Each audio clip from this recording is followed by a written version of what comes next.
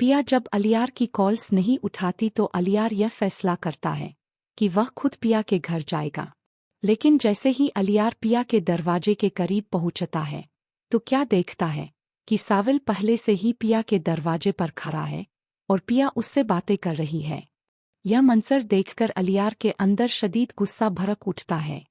उसे लगता है कि पिया अब साविल से मोहब्बत करने लगी है और वह उससे शादी करना चाहती है, इसीलिए वह उसे मुसलसल नज़रअंदाज कर रही है।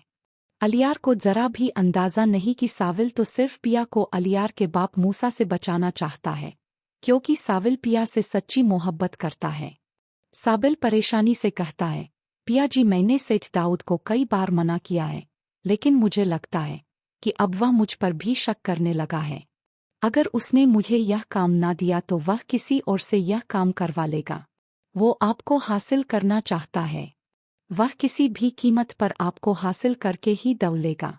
आप मेरा मशवरा ना माने तो आप लोग यह घर छोड़कर कहीं और चले जाएं।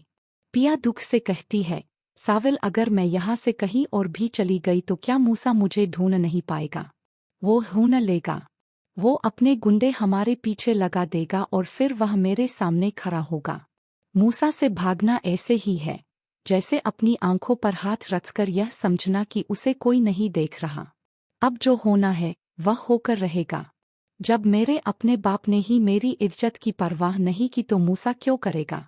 साबिल सुनकर कहता है, पिया जी यह वक्त जज्बाती फैसले करने का नहीं है, यह वक्त अकल से काम लेने का है। और अकल यही कहती है कि आपको यहाँ से चले जाना चाहिए।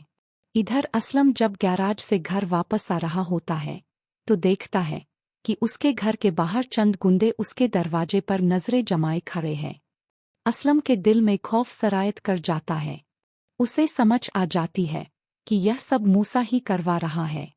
मूसा नहीं चाहता कि असलम अपनी बेटी को लेकर यहाँ से भाग जाए, लेकिन असलम अब कोई रिस्क नहीं लेना चाहता। वो अपनी बेटी से बेइंतहा मोहब्बत करता है और उसे मूसा के हवाले हरगिज नहीं करेगा।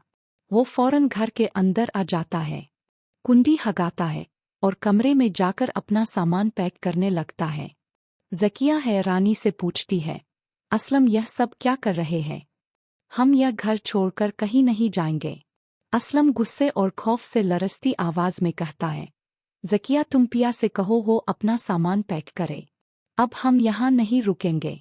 मूसा किसी भी वक्त आ सकता है और वो मेरी बेटी को ले लेगा। मैं उसे यह कभी नहीं करने दूंगा। यह सुनते ही पिया तेजी से कमरे से बाहर आती है और गुस्से में चीखती हुई कहती है, अब्बा मुझे तो आपको बाप कहते हुए भी शर्म आ रही है। आपने एक दफा भी मेरे बारे में नहीं सोचा। मैं कोई चीज नहीं थी, मैं आपकी बेटी थी। आपने मुझे भी जुए में लगा दिया। मैं कभी सोच भी नहीं सकती थी कि मेरे अब्बा जो मुझसे इतनी मोहब्बत करते थे वो मेरी इस तरह बोली लगा देंगे। अब्बा मुझे यह तो बता दे, आपने मेरे और मेरी माँ के साथ यह जुल्म किया है या मूसा ने? यह सुनकर असलम के पैरों तले से जमीन खिसक जाती है। उसे कभी ख्याल भी नहीं था कि पिया को सब कुछ पता चल जाएगा और वो यूं उसके सामने खड़ी हो जाएगी। असलम के पास अल्फाज खत्म हो जाते हैं। वो जवाब देने की हिम्मत भी नहीं पाता। साबिल असलम का हौसला बढ़ाता है और कहता है, आप लोगों को फौरन यहाँ से निकलना होगा वरना बहुत देर हो जाएगी।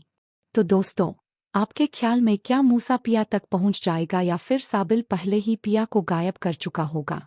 अपनी राय कमेंट्स में जरूर बताएं।